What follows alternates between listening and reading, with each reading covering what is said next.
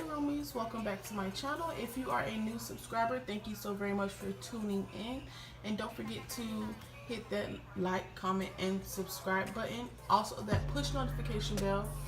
If you are a returning subscriber, thank you so very much for your faithfulness, and let's get right into the video. So for today's meal, what you will need is some tostada shells, burrito tortillas, lettuce, ground beef, sour cream, tomatoes, nacho cheese, but I got salsa con queso, taco mix, and shredded cheese. Let's start cooking. So the first thing that we are going to do is cook our ground beef.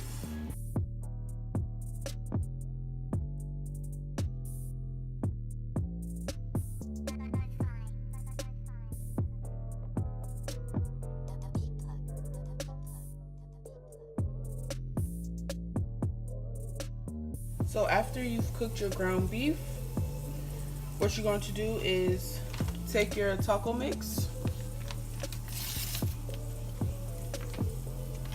make sure your oven is on